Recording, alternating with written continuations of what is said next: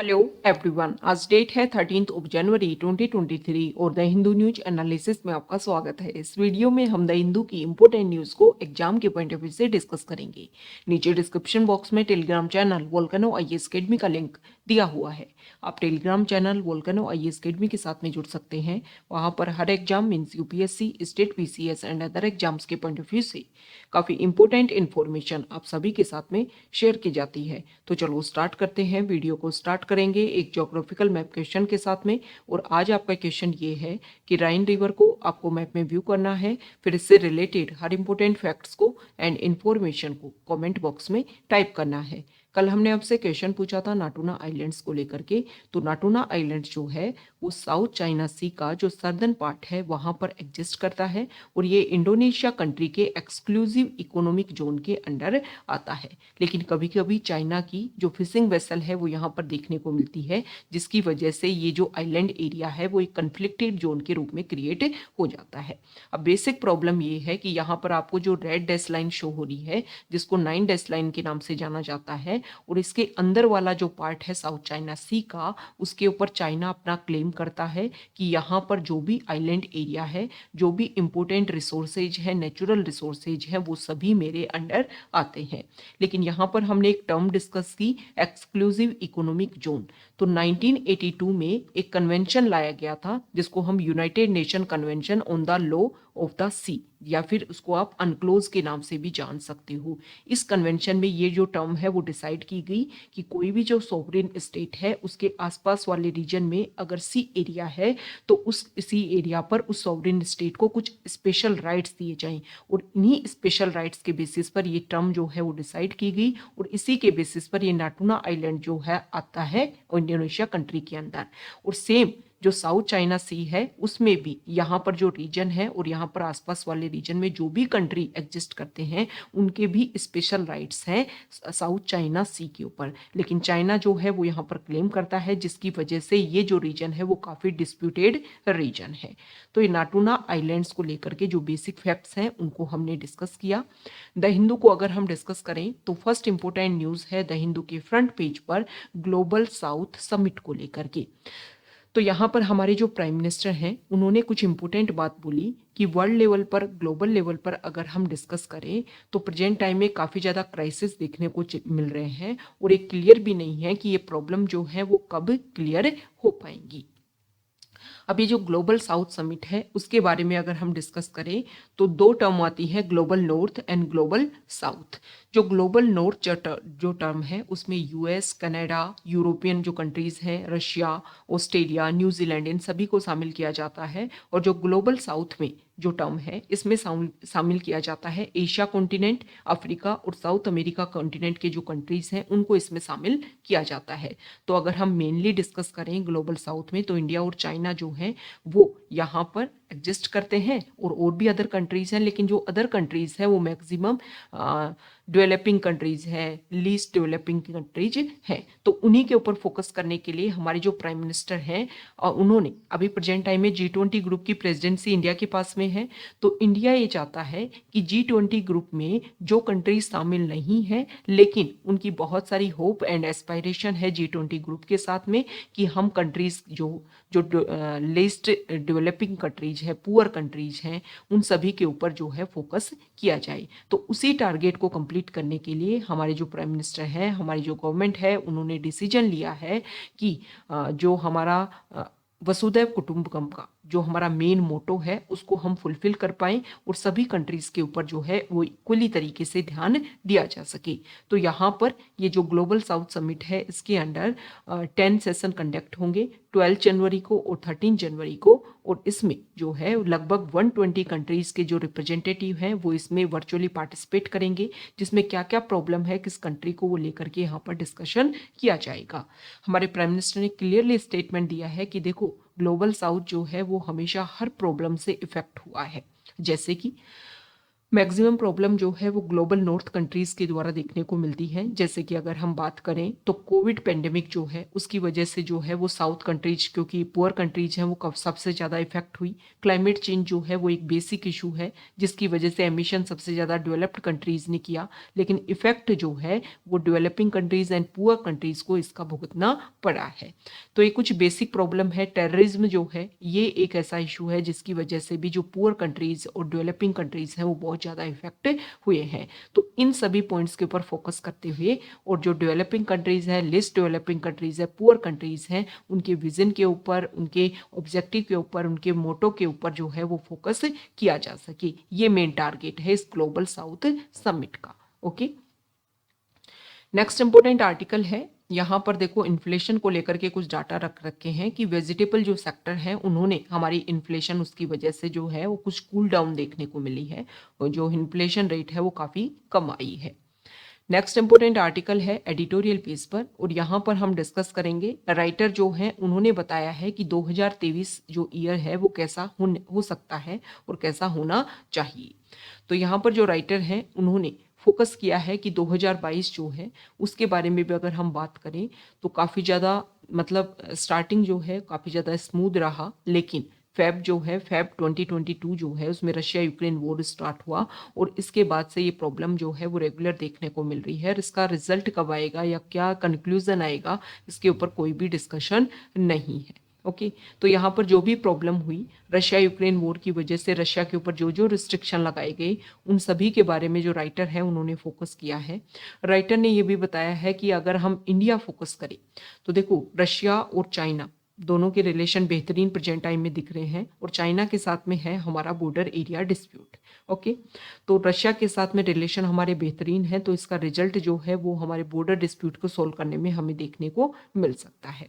साथ ही साथ में यहाँ पर फोकस किया गया है नेपाल कंट्री के ऊपर भी, कि नेपाल में जो है वो गवर्नमेंट चेंज हुई है और चाइना इन्फ्लुएंस गवर्नमेंट देखने को मिल सकती है, जिसकी वजह से इंडिया के साथ में जो बॉर्डर इश्यूज हैं या अदर प्रॉब्लम्स हैं वो क्रिएट हो सकती हैं। बात करें हम पाकिस्तान के साथ में, तो पाकिस्तान के साथ में जो बॉर्डर प्रॉब्लम है इंडिया की, और काफ़ी डिस्प्यूटेड रीजन भी हैं, अदर इश्यूज भी हैं, टेररिज्म एक्टिविटी जो है उसको काफ़ी ज़्यादा प्रमोट किया जाता है पाकिस्तान के द्वारा, तो इन सभी के ऊपर इंडिया को है फोकस करना होगा। और अभी अरुणाचल प्रदेश का जो यांगसे रीजन है वहाँ पर जो कन्फ्लिक्ट देखने को मिला इंडियन आर्मी और चाइनीज़ आर्मी के बीच में, इस तरीके की प्रॉब्लम जो है, डिस्प्यूट जो है वो दोबारा से इंक्रीज हो सकते हैं, तो इनके ऊपर भी हमें फोकस करना होगा। राइटर ने फोकस किया है कोविड पेंडेमिक के ऊपर, कि चाइना में जिस तरीके से केसेस इंक्रीज हो रहे हैं तो प्रॉब्लम जो है वो दोबारा से देखने को मिल सकती है। राइटर ने फोकस किया है क्लाइमेट के ऊपर, कि इस तरीके के जो प्रॉब्लम है उनको भी हमें सॉल्व करना होगा, और भी जो अदर इश्यूज हैं उनके ऊपर हमें फोकस करना होगा।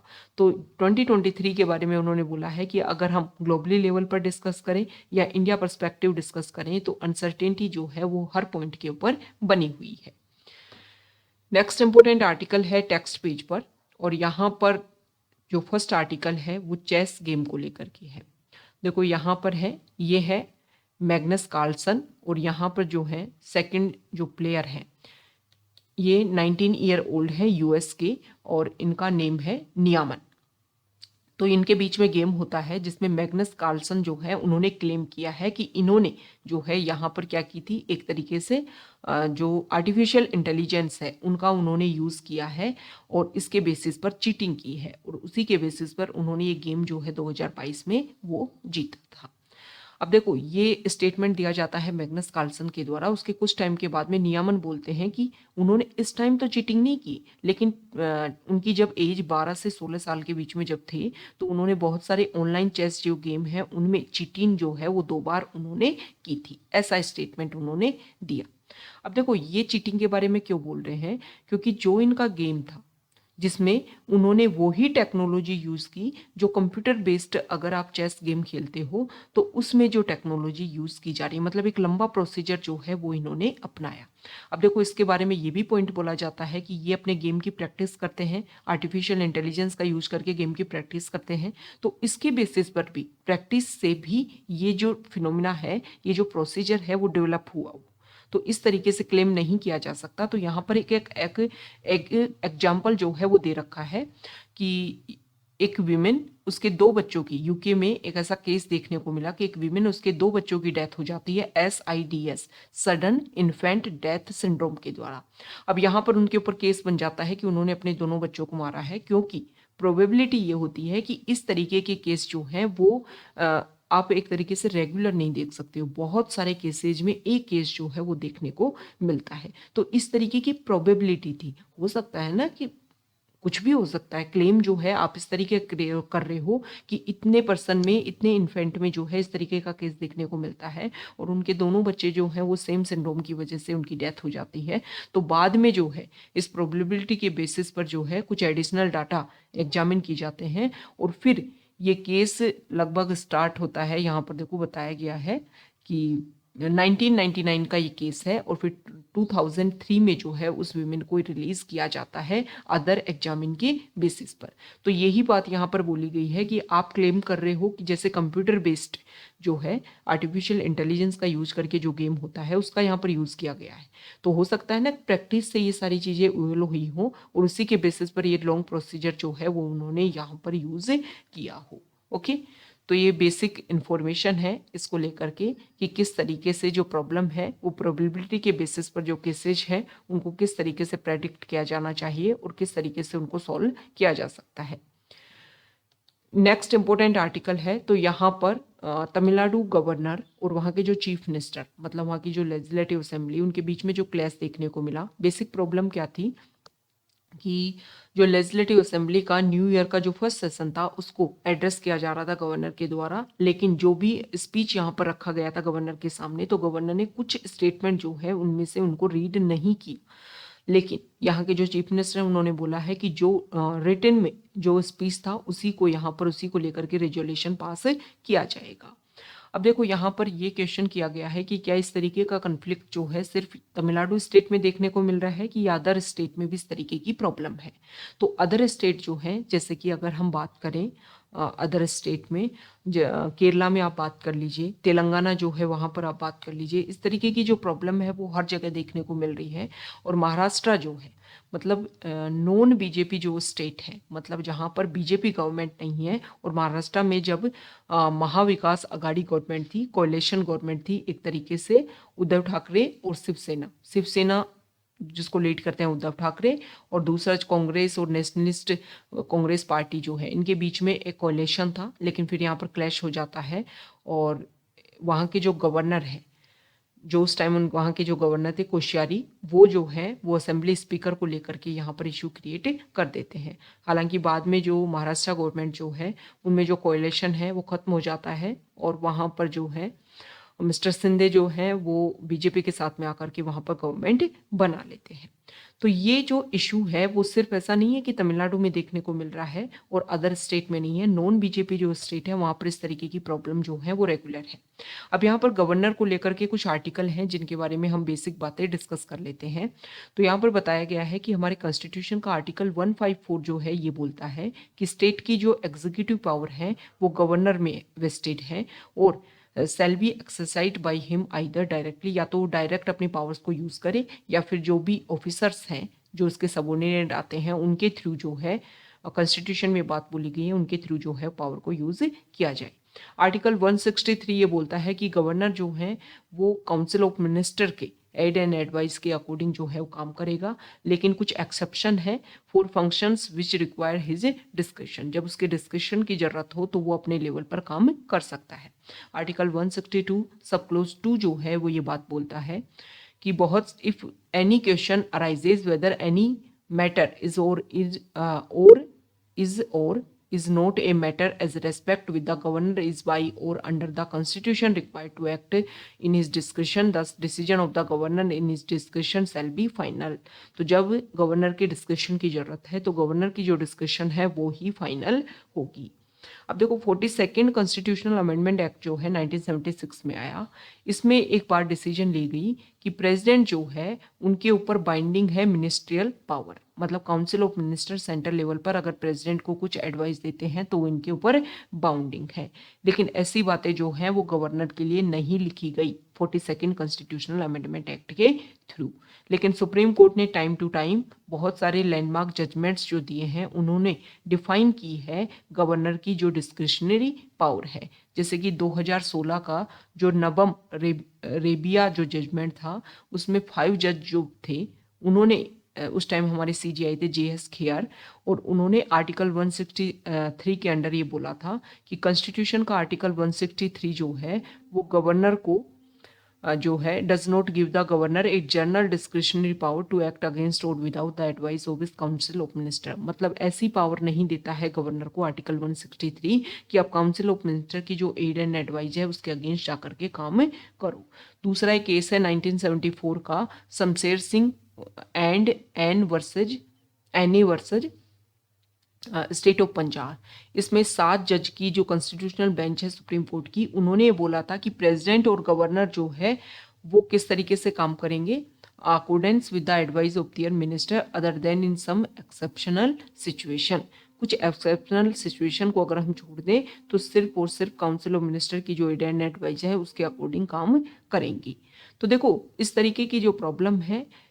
उसको लेकर के सुप्रीम कोर्ट ने अपनी बात रखी है। हमारे कॉन्स्टिट्यूशन जो है वो भी क्लियरली बोलता है, और गवर्नर को भी प्रेसिडेंट की तरह ही काउंसिल ऑफ मिनिस्टर की एड एंड एडवाइस के अकॉर्डिंग काम करना होगा। बाइंडिंग है उनके ऊपर ये जो भी उनकी तरफ से जो भी सजेशन दिए जाते हैं। अब देखो बहुत सारे जो पैनल, बहुत सारी कमेटी जो हैं, उन्होंने टाइम टू टाइम रिकमेंडेशन दी है कि इस तरीके का जो इशू है गवर्नर और गवर्नमेंट के बीच में जो क्लैश देखने को मिलता है उसको सॉल्व किया जा सकता है। किस तरीके से कि जो गवर्नर है वो नॉन पॉलिटिकल पर्सन हो और उनको जो है गवर्नर के रूप में अपॉइंट किया जाए, ताकि वो हमेशा स्टेट गवर्नमेंट और सेंट्रल गवर्नमेंट के बीच में एक लिंक का रोल जो है वो प्ले कर पाए। ओके।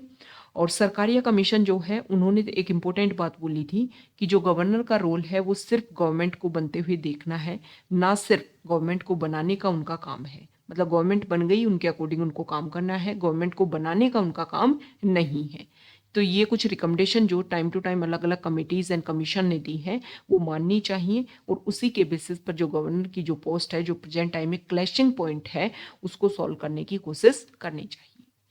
नेक्स्ट इंपॉर्टेंट आर्टिकल है न्यूज़ पेज पर, और यहाँ पर जो हमारे आर्मी चीफ हैं उन्होंने क्लियर किया है कि देखो इंडिया चाइना जो बॉर्डर है वहाँ पर काफ़ी ज़्यादा इश्यूज हैं, और इसी को फोकस करते हुए हमारी जो गवर्नमेंट है वो चाइना बॉर्डर पर हमारा जो इंफ्रास्ट्रक्चर है उसको ज़्यादा से ज़्यादा इंक्रीज कर रही है। तो यहाँ पर आर्मी चीफ ने क्लियर किया है कि इंडिया ने अपने LAC line of actual control वाला जो रीजन है, जो बॉर्डर एरिया है, वहाँ पर इंफ्रास्ट्रक्चर डेवलपमेंट जो है वो काफ़ी अच्छे लेवल पर कर लिया है। ऑल वेदर कनेक्टिविटी जो है वो हमने की है अपने बॉर्डर एरियाज़ के लिए। साथ ही साथ में 6000 किलोमीटर बॉर्डर रोड्स जो है वो भी हमने यहाँ पर कंस्ट्रक्ट की है। तो अगर इशू क्रिएट होते हैं तो इजीली हमारी जो आर्मी है उनकी एक तरीके से आप प्रेजेंस जो है वहाँ पर क्रिएट कर सकते हो इस तरीके के इंफ्रास्ट्रक्चर के थ्रू। और इंडिया जो है वो अपनी सॉवरेनिटी के लिए, अपनी टेरिटोरियल रीजन को सेव करने के लिए जो है वो अच्छे से काम कर सकती है। नेक्स्ट इंपॉर्टेंट आर्टिकल है, देखो जो हमारे राज्यसभा के चेयरमैन हैं, मतलब हमारे जो वाइस प्रेसिडेंट हैं जगदीप धनखड़, उन्होंने कुछ इंपॉर्टेंट बात बोली। उन्होंने कुछ इंपॉर्टेंट स्टेटमेंट ये दिया कि ऑल इंडिया जो लेजिस्लेटिव स्पीकर्स की जो मीटिंग है उसमें उन्होंने एक बात बोली कि NJC जो एक्ट है उसको जो स्क्रैप किया गया है जुडिशरी के द्वारा, वो इस तरीके का जो पावर दी गई है वो नहीं दी जानी चाहिए। मतलब जो आपने basic structure of the constitution term बना करके 1973 का जो केशवानंद भारती केस जो है उसमें जो आपने basic structure of the constitution declare किया था, इसकी वजह से जो पार्लियामेंट्री सॉवरेनिटी है वो डाइल्यूट हो रही है, और पार्लियामेंट जो है वो सॉवरेन है, उसके पास पावर होनी चाहिए, वो किसी भी तरीके का लॉ बना सकती है। तो एक तरफ तो आप पावर दे रहे हो पार्लियामेंट को कि आप किसी भी तरह का लॉ बनाओ, दूसरी तरफ जो है वो लॉ बना रहे हैं तो उसको आप स्क्रैप कर रहे हो basic structure of the constitution के वायलेशन के बेसिस पर। तो यहाँ पर देखो इस आर्टिकल में भी देखो ये बताया गया है कि जो जुडिशरी जो होती है और जो हमारी लेजिस्लेचर एग्जीक्यूटिव है, इनमें सेपरेशन ऑफ पावर होना बहुत ज़्यादा ज़रूरी है। क्योंकि अगर पार्लियामेंट को अगर हमने सॉवरेन बना दिया तो इससे क्या होगा कि पार्लियामेंट कोई भी लॉ बना सकती है। जैसे कि ब्रिटेन में जो है वो पार्लियामेंट सॉवरेन है,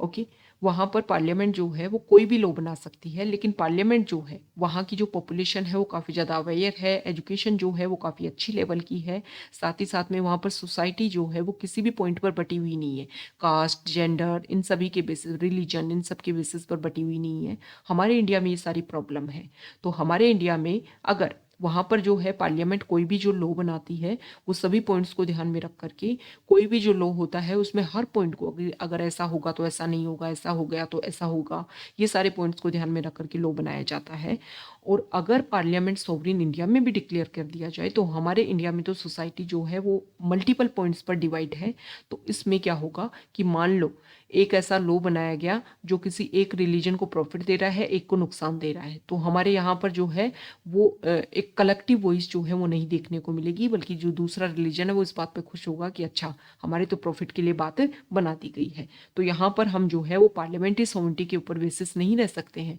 पार्लियामेंट को अगर हमने सॉवरिन बना दिया तो पार्लियामेंट इस तरीके का भी रूल बना सकती है कि जो अभी प्रेजेंट टाइम में हमारे पार्लियामेंट्री फॉर्म ऑफ गवर्नमेंट है उसको प्रेसिडेंशियल फॉर्म ऑफ गवर्नमेंट में चेंज कर दे। साथ ही साथ अगर हम डिस्कस करें तो 7th जो शेड्यूल है जिसके अंडर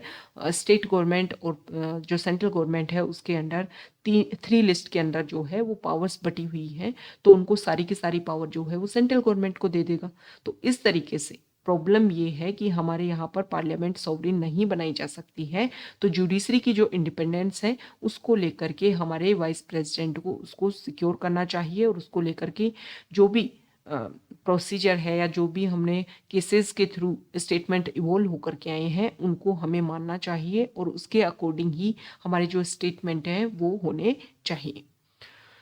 नेक्स्ट इंपॉर्टेंट आर्टिकल है, तो यहाँ पर देखो जो जोशीमठ उत्तराखंड में जो इशू है तो इसको लेकर के जो भी बड़ी बड़ी मैन्युफैक्चरिंग कंस्ट्रक्शन साइट्स हैं, जैसे कि वहाँ पर होटल जो हैं वो बनाए गए हैं, बड़े बड़े रेस्टोरेंट जो हैं उनको बनाए गए हैं, तो उनको डिमोलिश किया जा रहा है। तो जो डिजास्टर मैनेजमेंट एक्ट का जो सेक्शन 33 और सेक्शन 34 जो है उसके बेसिस पर डिमोलिशन किया जा रहा है कि ये बड़े कंस्ट्रक्शन जो है इनकी वजह से यहाँ पर जो स्मॉल कंस्ट्रक्शन है वो काफ़ी ज़्यादा इफेक्ट होंगे, तो इसी के बेसिस पर जो है इनको डिमोलिश किया जाएगा ताकि जो प्रॉब्लम है जो लैंड सब्सिडेंस यहाँ पर देखने को मिल रहा है उसको सॉल्व किया जा सके। देखो यहाँ पर जो आर्टिकल है, एक आर्टिकल जो हमने डिस्कस नहीं किया, इसमें क्यूरेटिव पिटीशन को लेकर के बताया गया है कि जो हमारे सुप्रीम कोर्ट जो है उन्होंने क्यूरेटिव पिटीशन क्या, जो भोपाल गैस ट्रेजेडी हुई थी उसको लेकर के सुप्रीम कोर्ट में जो हमारी गवर्नमेंट है उन्होंने जो डाला है, तो क्यूरेटिव पिटीशन क्या होती है इसका वीडियो हमने कल अपलोड किया है चैनल पर, आप जाकर के व्यू कर सकते हो। ये वर्ड जो है काफ़ी ज़्यादा न्यूज़ में है, तो बेसिक जो बातें हैं इसको लेकर के आपको ध्यान में होनी चाहिए, और प्रीलिम्स के पॉइंट ऑफ व्यू से, पॉलिटी के पॉइंट ऑफ व्यू से इंपॉर्टेंट हो जाता है, और जीएस पेपर 2 जो है उसके पॉइंट ऑफ व्यू से भी इम्पोर्टेंट हो जाता है। तो इस वीडियो को आपको टेलीग्राम चैनल पर आपके साथ में शेयर किया गया है, आप जाकर के वहाँ पर इसको व्यू कर सकते हो। तो यहाँ पर ये जो कंपनसेशन की बात बढ़ाने की, इंक्रीज करने की कोशिश की जा रही है गवर्नमेंट के द्वारा कि कंपनसेशन जो है वो ज़्यादा दिया जाए हमें। ये जो गैस ट्रेजेडी हुई थी पहले जो कंपनसेशन दिया गया था वो कम है, तो इसको इंक्रीज करने के लिए क्यूरेटिव पिटीशन यहाँ पर डाली गई है।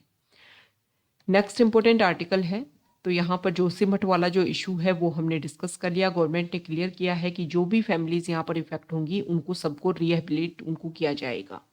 यहाँ पर हेल्थ मिनिस्ट्री जो है उन्होंने डाटा रखे हैं कि CHC कम्युनिटी हेल्थ सेंटर जो है वहाँ पर 80% जो है वो डॉक्टर स्पेशलिस्ट जो हैं उनकी संख्या काफ़ी कम है। देखो इसकी वजह से जो भी हमारी हेल्थ पॉलिसी है उसके इम्प्लीमेंटेशन में बेसिक इशू, अगर डॉक्टर्स की अवेलेबिलिटी नहीं है, नर्सिंग स्टाफ की अवेलेबिलिटी नहीं है, तो जो हमारी मेडिकल पॉलिसी है वो अच्छे से इम्प्लीमेंट नहीं हो पाएगी। साथ ही साथ में बहुत सारे एक्ट जो हैं